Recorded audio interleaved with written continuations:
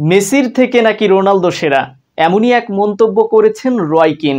গত ১.৫ বছরের বেশি সময় ধরে ফুটবল দুনিয়ায় রাজত্ব করছেন লিওনেল মেসি ও ক্রিস্টিয়ানো রোনালদো।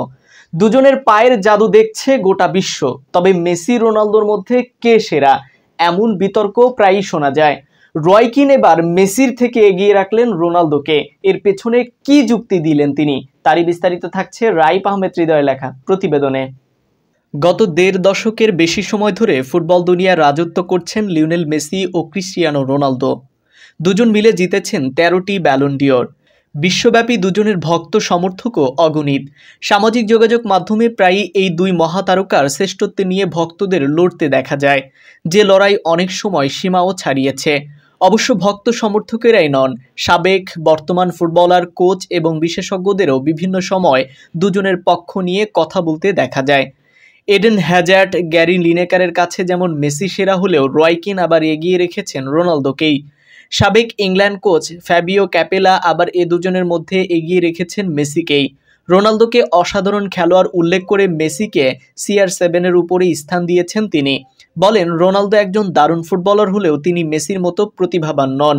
মেসিকে কেন রোনালদোর চেয়ে এগিয়ে রেখেছেন তা ব্যাখ্যা করে সাবেক রিয়াল মাদ্রিদ কোচ ক্যাপেলো বলেছেন, রোনালদো একজন অসাধারণ খেলোয়াড়। সে শিরোপা জিতেছে, ব্যালন ডিওর জিতেছে, কিন্তু আমি আগেও বলেছি সে মেসির মতো মহান নন। যদি আমাকে আপনি ক্রিস্টিয়ানো রোনালদো বা মেসির কথা বলেন, তবে আমি মেসিকেই এগিয়ে রাখব। রোনালদোর মতো জিনিয়াস নন বলে মন্তব্য করে ক্যাপেলো আরও যোগ করেন, রোনালদো একজন দারুণ স্কোরার, তার শট সহ সবকিছুই দারুণ, সে জানে সবকিছু কিভাবে করতে হয়, তবে সে প্রতিভাবান নন। বিষয়টা খুবই সরল। মেসি রোনালদো এখন নিজেদের গোধূলি বেলা পার করছেন। দুজনই খেলছেন ইউরোপের বাইরে। মেসি খেলছেন মেজর লিগ সকারের ক্লাব ইন্টার মায়ামিতে এবং রোনালদো প্রতিনিধিত্ব করছেন সৌদি আরবের ক্লাব আল নাসেরকে। দুজন দুই ভবনের বাসিন্দা হলেও এখনও ফুটবল দুনিয়ায় আগের মতোই প্রাসঙ্গিক তারা। প্রতিনিয়ত তাদের শ্রেষ্ঠত্ব নিয়েও তাই চলে তর্ক ও কথার লড়াই, যেখানে কখনো মেসি জেতেন, আবার কখনো জয় হয় রোনালদোর।